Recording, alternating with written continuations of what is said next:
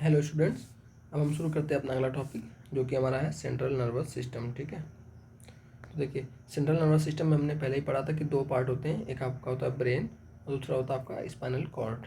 ठीक है, तो ब्रेन की लोकेशन और स्पाइनल कॉर्ड की लोकेशन देख लेते हैं। ब्रेन देखिए आपका यहाँ तक इतना वाला हिस्सा आपका ये ब्रेन हो गया और ये जो नीचे जा रहा है हिस्सा ये हो गया आपका स्पाइनल कॉर्ड। ठीक है, अब ब्रेन कहाँ प्रेजेंट होता है और स्पाइनल कॉर्ड कहाँ प्रेजेंट होता है बॉडी में, आगे हम देखेंगे।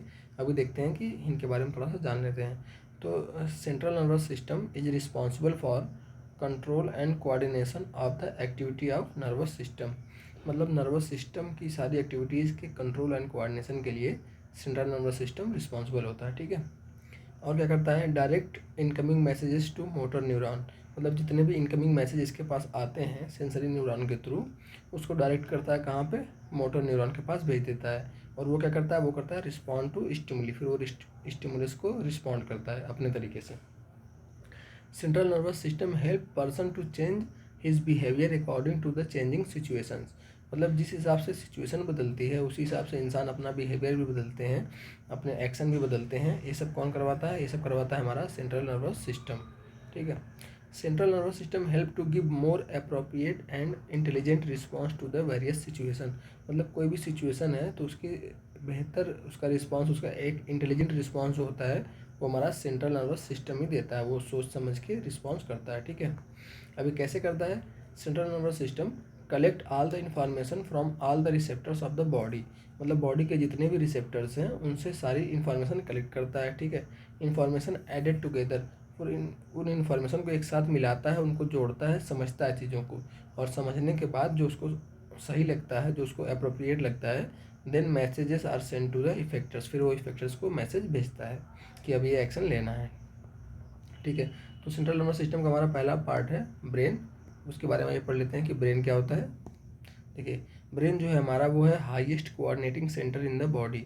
मतलब हमारी बॉडी का जो हाईएस्ट कोऑर्डिनेटिंग सेंटर है वो हमारा ब्रेन है। ठीक है, कहाँ पे होता है, लोकेशन क्या है इसकी, इनसाइड स्कल। ब्रेन होता है प्रेजेंट हमारा स्कल में, इसका मतलब एक खोपड़ी में, खोपड़ी के अंदर हमारा ब्रेन प्रेजेंट होता है। ठीक है, इसके अंदर यहाँ पे ऐसे ब्रेन प्रेजेंट होता है। ठीक है, protected by bony box in skull called cranium. मतलब स्कल में एक बोनी बॉक्स होता है, हड्डी का बना हुआ बॉक्स होता है जिसे क्रेनियम बोलते हैं हम।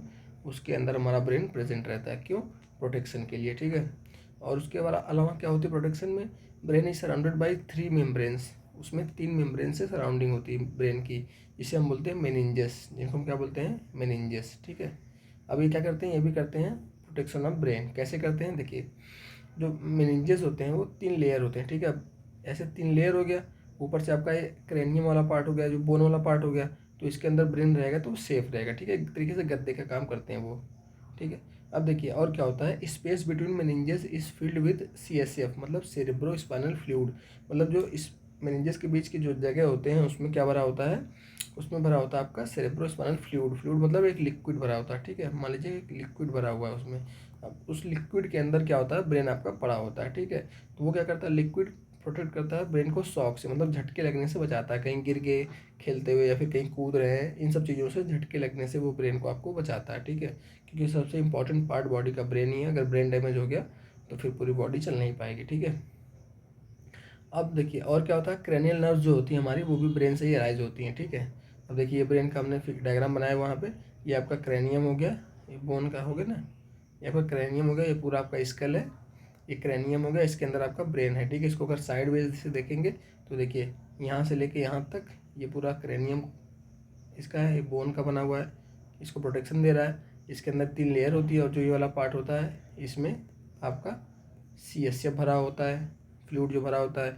और यहाँ से ब्रेन जो एक्सटेंशन कर रहा है थोड़ा सा ये नीचे तक, यहीं से आपका स्पाइनल कॉर्ड शुरू हो जाता है। ठीक है, यहाँ तक ब्रेन रहता है और जैसे ही क्रेनियम से निकलता है यहाँ से स्पाइनल कॉर्ड आपका शुरू हो जाता है जो नीचे तक जाता है। ठीक है, ये हो गया। अब देखते हैं रीजन्स ऑफ ब्रेन, मतलब ब्रेन के अलग अलग रीजन्स क्या क्या होते हैं। ठीक है, अपने एक्शन के आधार पे, अपने लोकेशन के आधार पे उनको रीजन्स में बांटा गया है, उसको देखते हैं। तो ब्रेन की मेनली 3 रीजन होते हैं। पहला आपका होता है फोर ब्रेन, दूसरा होता है आपका मिड ब्रेन, तीसरा होता है आपका हाइंड ब्रेन। ठीक है, फोर ब्रेन, मिड ब्रेन और हाइंड ब्रेन।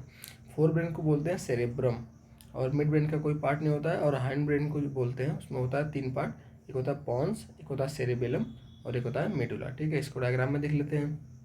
ये जो आपका स्ट्रक्चर है पूरा ग्रे वाला, ये यहाँ से लेके यहाँ तक ये आपका हो गया फोर ब्रेन, मतलब ये हो गया आपका सेरेब्रम, ठीक है।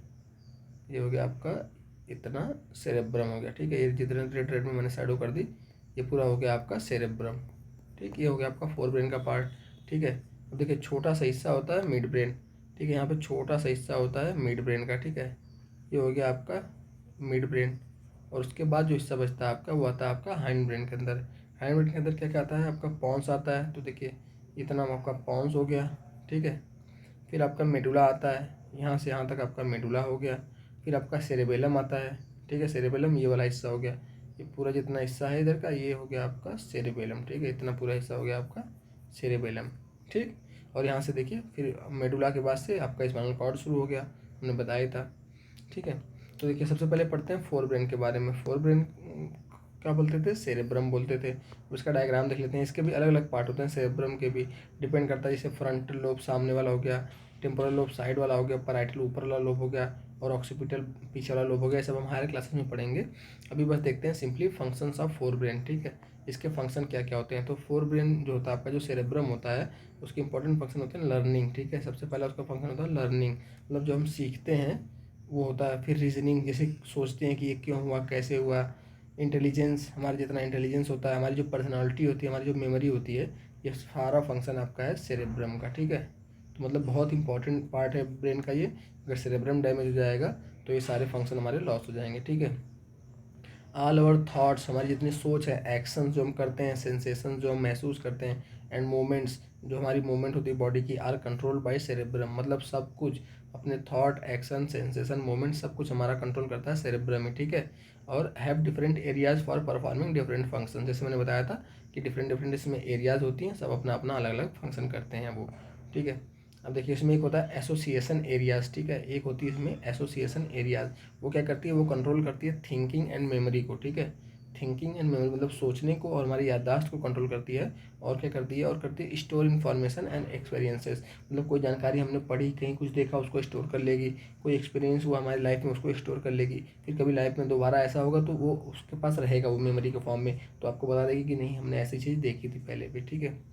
और दूसरा जो हमारा होता है वो होता है सेंसरी एरियाज, ठीक है। दूसरी हमारी एरियाज हैं सेंसरीज एरियाज, ठीक है। ये क्या करती हैं, ये इसमें क्या होता है, information are received from sense organs, जो हमारे सेंस ऑर्गन्स होते थे, आईज, ईयर, नोज, टंग और स्किन, यहाँ से सूचनाएं इसके पास आती हैं, ठीक है। और ये हमें बताता है कि कौन सी सेंसेशन है, कौन सी फीलिंग है। मतलब जैसे अगर कोई मान लीजिए टेस्ट अगर टंग के पास आया, तो वहाँ से ये आके बताएगा कि किस तरीके का टेस्ट है। किस पे डिपेंड करता है, ये डिपेंड करता है इसके प्रीवियस एक्सपीरियंस और प्रीवियस मेमोरी पे, पहले उसने चखा उस चीज़ को, पहले उस चीज़ को खाया हो, तो ये सब सूचनाएं बताएगा अपने को, ठीक है। फिर आती है हमारी मोटर एरियाज। मोटर एरियाज क्या होती हैं, वो एरियाज होती हैं जहाँ से इंस्ट्रक्शन सेंड होती है मसल्स को कि ये अब तुम्हें काम करना है, ठीक है। पहले देखिए यहाँ पे एसोसिएशन एरियाज था, यहाँ पे थिंकिंग, कंट्रोल, मेमोरी हुआ, ये सब हुआ, इन्फॉर्मेशन और एक्सपीरियंस के स्टोर हुए थे। फिर सेंसरी एरियाज में हमारे वो इन्फॉर्मेशन आई सेंस ऑर्गन से, उसने बताया कि ये एक्टिविटीज़ है, ये चीज़, ये स्टिमुलस है, मिला है, उस सबका सेंसेशन और फीलिंग आया। उसके बाद फिर मोटर एरियाज को इंस्ट्रक्शन मिले कि अब तुम्हें ये करना है, ठीक है। मसल्स जो होती हैं कॉन्ट्रैक्ट करती, रिलैक्स करती हैं, ठीक है। तो all voluntary actions are coordinated by cerebrum, जितने भी हम जानबूझ के काम करते हैं सब हमारा सेरेब्रम कोऑर्डिनेट करता है।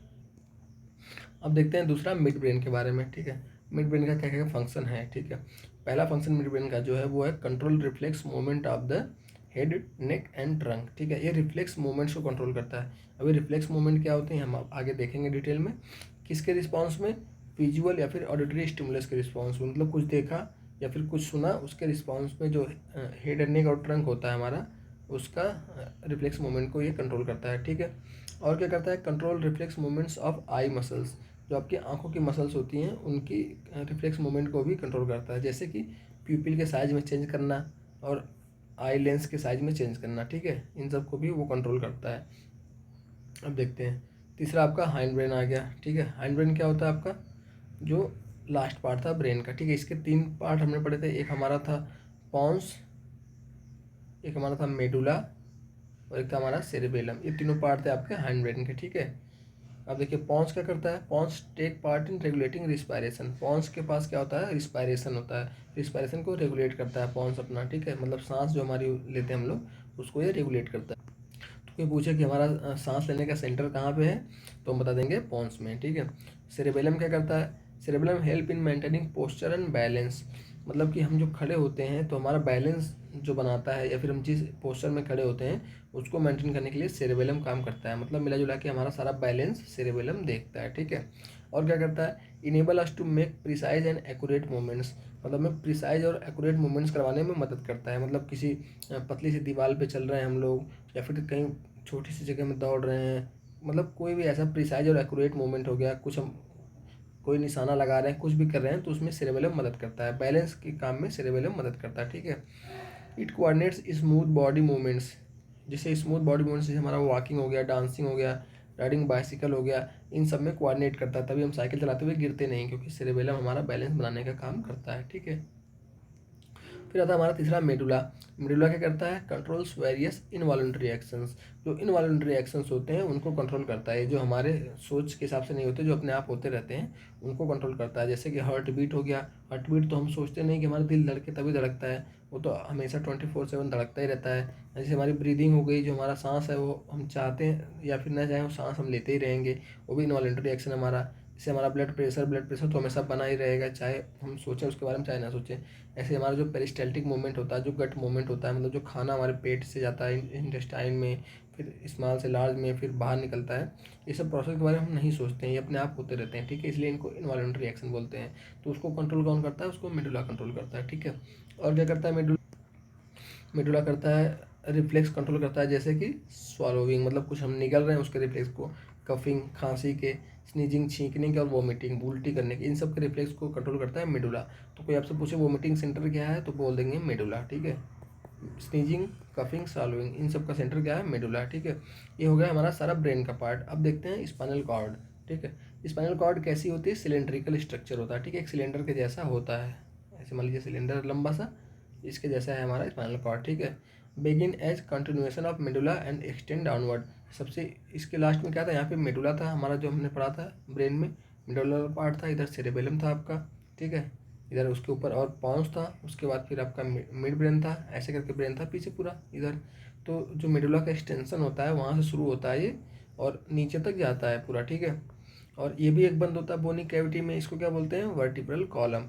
मतलब ये पूरा एक बोन की कैविटी में बंद होता है, जिसे हम बोलते हैं वर्टिब्रल कॉलम, ठीक है। पूरे मान लीजिए एक बोन की कैविटी में ये बंद होता है, ठीक है। इसको बोलते हैं वर्टिब्रल कॉलम, ठीक। Surrounded by membranes called meninges, ये भी मेम्ब्रेन से सराउंड होता है, इसको बोलते हैं मेनिंजेस, इसके भी मेम्ब्रेन को बोलते हैं मेनिंजेस, ठीक है। होता क्या है इसमें, 31 pairs of nerve arise from spinal cord, spinal cord से 31 पेयर नर्व्स निकलती हैं, जो हम बोलते हैं स्पाइनल नर्व्स होती हैं, ठीक है। इसका फंक्शन क्या क्या होता है, स्पाइनल रिफ्लेक्स एक्शन सारे जितने होते हैं वो ये करवाता है।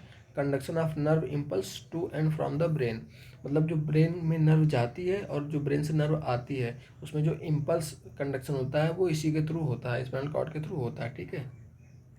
तो देखिए ये हो गया हमारा यहाँ से लेके यहाँ तक, यहाँ पे आपका ये था ना, जहाँ पे ब्रेन खत्म हो रहा था आपका, वहाँ से लेके यहाँ तक एक्सटेंड करता है ये हमारा वर्टिब्रल कॉलम, ठीक है। ये बोन का बना हुआ है पूरा। इसमें होता क्या है कि मान लीजिए ऐसे बोन होती है, ऐसे आपको बना दे रहा हूँ, ऐसे बोन होती है, उसके बीच में ऐसे छेद होता है, ठीक है। तो सारी बोन्स एक दूसरे से ऐसे नीचे आके जुड़ती जाती हैं, जुड़ती जाती हैं, जुड़ती जाती हैं, तो नीचे एक सिलेंडर जैसा पाइप जैसा बन जाता है, हॉलो स्ट्रक्चर। उसी के अंदर से सारी नर्व रन करती हैं, और इधर इसके चारों तरफ बोनी के बोन बोन बना रहता है, तो इसकी प्रोटेक्शन होती रहती है, ठीक है। ऐसा इसका स्ट्रक्चर होता है, ठीक है। और उसी दो बोन्स के बीच में से थोड़ी जगह होती है, उसी में से नर्व निकलती हैं, ठीक है। ऐसे 31 पेयर की नर्व उसी दो बोन्स के बीच में से ऐसे निकलती है। देखिए ये सारी बोन्स हैं, अब इन्हीं बोन के अंदर अंदर से आपका रन करता है स्पाइनल कॉर्ड, और इसी बोन्स के बीच वाले जो पार्ट है वहीं से आपके नर्व सारे निकलती हैं, ठीक है। वहीं से आपके सारे नर्व पेयर में निकलती हैं, ठीक। तो देखिए ये हो गया आपका ब्रेन हो गया, यहाँ से आपका शुरू स्पाइनल कॉर्ड, ठीक है, यहाँ से लेके यहाँ तक एक्सटेंड करता है। अब इसमें नर्व्स होती है, 31 पेयर की नर्व होती है, उनके नाम भी होते हैं। देखिए सर्वाइकल होती हैं, थोरैकिक होती हैं, लंबर होती है, सैक्रल होती हैं, और कॉक्सिजियल होती हैं, ठीक है। तो अभी आपको नाम याद नहीं करने पड़ेंगे, ऐसे मैंने इसमें दिखा दिया है। सर्वाइकल 8 होती हैं, थोरैकिक आपकी 12 होती हैं, लंबर 5 होती हैं, सैक्रल 5 होती हैं, और ये कॉक्सिजियल 1 होती है। तो जोड़ लीजिए 12, 8, 20, 10, 30, 1, 31, तो टोटल 31 पेयर्स की आपकी नर्व इसमें से निकलती हैं, ठीक है। अब इसके आगे पढ़ना है आपने को इंडोक्राइन सिस्टम, जो कि हम पढ़ेंगे अगले लेक्चर में। तब तक इसको रिवाइज कीजिए। Thank you.